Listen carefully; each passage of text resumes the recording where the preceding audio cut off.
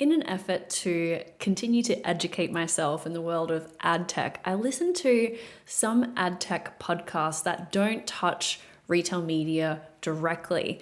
But in this case, there was such clear alignment with the world of retail media that I want to pull it into this world.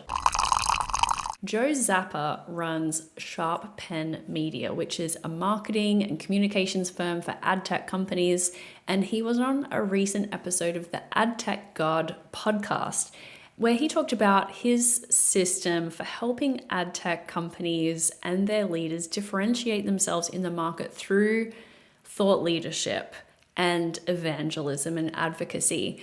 It was a fantastic conversation. He laid out this framework for how companies should think about their narrative, not their product announcements, not their new partnerships, but their narrative. And it made me think about how much most retail media networks need to hear this. The framework that Joe shared is simple. Don't lead with what your company does. Lead what is wrong with the status quo. But there's first having a narrative, right? Like a drum you're going to beat over and over again. I call it a brand narrative. So you need to ask, not just what are your products and features, what is your company doing? Yeah, but it's like, what is wrong with the status quo? Whom are you championing? How are they being screwed over? How are you changing the industry to their benefit? And, what does the future of the industry look like if you win? So like a company like TV Scientific, a client of mine, like I think, they did a fantastic job of that, right? We're talking about we've been living in an era of unaccountable advertising. That's why Google and Meta have been eating the rest of the open internet's lunch. If we could make TV, which is actually the most incremental advertising channel, accountable, it would be not just, a $60 billion industry if it ate all the dollars from linear, but it would be a multi-$100 billion industry by bringing in performance marketers and SMBs. They told that story very effectively. They got acquired by Pinterest, right? That is the kind of story I want to see every CEO and especially every founder CEO out there telling. However, I know this is a podcast about the people behind the advertising industry, and so I would also just emphasize, I think this is an extremely valuable thing that anyone can do. And that example is from the world of connected TV, but the lesson also applies directly to retail media. TV Scientific didn't pitch that we have a new attribution feature. They pitched that TV advertising is broken and we're the ones fixing it. And I get pitched a lot of retail media product announcements, feature updates, new measurement capabilities, rollouts, betas, pilots, and honestly, a lot of them sound very similar. The problem isn't always the product or the rollout, it's the way that it's communicated. And so many of these announcements tell me what launched, but not really why anyone should care. So as a commentator of this industry, I'm trying to work this out. Is this genuinely additive to the ecosystem, or is it a me too kind of feature? Is this something that brands and advertisers are actually asking for, or is it just a reason to be in the news cycle? That is why I don't cover a lot of product announcements, not because they're irrelevant, but often because the angle isn't clear. Later in the conversation on the AdTechGod podcast, Joe made a point about what actually resonates when executives themselves put themselves out there. Exactly. He is essentially the chief evangelist for the company, which is just a role he stepped into merely by sharing what he's learning. And that's the other thing I would say is that if you're listening to this and you're an executive or you help an executive at your company, you might be thinking like, oh, but I'm just like not the chest beating type. I don't want to be out there tooting my own horn. That's not what it's about. Like if that's the way you were approaching it, then people probably wouldn't respond anyway, unless you already have a massive following. What people respond to is when you just share your learnings about the industry and how to approach the job and do it better.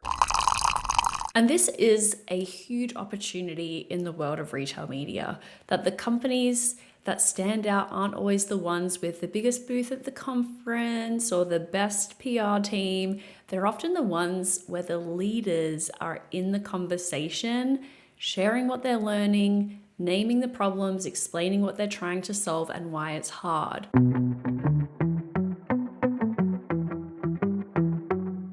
Miracle Ads is the ad tech solution trusted by Rakuten and over 50 global enterprise retailers.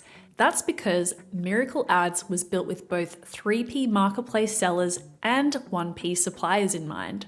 Both advertiser audiences demand a seamless advertising journey from onboarding to reporting. You can offer everything from sponsored products to video ads all in one solution. Learn more at miracle.com. That's MIRAKL.com. Joe went on to break down LinkedIn content into 4 buckets, and I think this is a really helpful framework to think about. Number 1 is commentary on the news. Number 2 is building in public. Number 3 is case studies. And 4 is proprietary data and trends. But it was his next point that really connects to what we're seeing in retail media. I think LinkedIn content generally falls into 4 buckets in our industry. There is commentary on the news, which is sort of what we were just talking about, our best practices.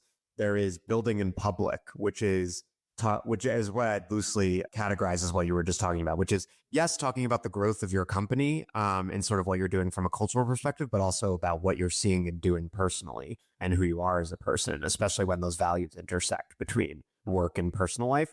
There's case studies, which is real life examples of what's going on and how to do the job. And then there's data and trends, right? Like any proprietary data you can bring to bear to help people understand what's going on. I think those are all valid. And some of the best posts you'll ever do on social or the best pods or newsletters are inflected with personal experience, because that's stuff that everyone can relate to. And if it's sort of top of funnel and it brings people in, and then, they actually buy from you because they're reading your post about, the ins and outs of programmatic, then that's great. Yeah, exactly. And that's the core problem when you're undifferentiated. It is being more present sometimes that can lead to a go-to-market advantage. And I think, Jay Friedman, formerly of Goodway Group, he is a great example of that. Like being out there, sharing learnings, what he's learning about ad tech. And then I'm sure that, drove business for them. Lauren Wetzel, obviously formerly CEO of Infosum, acquired by WPP. She has been very effective at that. And yeah, as if your business is somewhat undifferentiated, right? Especially if you are like one of like 20 DSPs or SSPs, it is all the more important to be out there sharing your message, because in those cases, it is the people who drive the business forward, right? It's often not some granular difference in technology that isn't even perceptible to your target audience. So listening to all that, spot what he said about 20 DSPs or SSPs for dozens of retail media networks, and the point lands just as hard. Now, I will say on the retailer side, retailers are notoriously very conservative and they don't always want to talk about their media business for several reasons that I've covered in depth in the past that I'll link up to, including why they're so often so secretive about their tech stacks. But when I think about who cuts through in this space, and that is both from the retailer side as well as the vendor side, it is opinionated. It is backed by data. It gives something for people to react to rather than a product announcement alone. So not everyone can afford to be controversial or spicy. I understand that. But actually, what Joe's talking about, having a narrative, having a drum to beat, is really important to be able to cut through in a very, very crowded ecosystem. So a stronger pitch to me, to agencies, to brands, to the media in general, would start with the advertiser problem. What is frustrating brands and advertisers today? And the thing is that retailers and retail media ecosystem players don't need to be louder, they need to be clearer.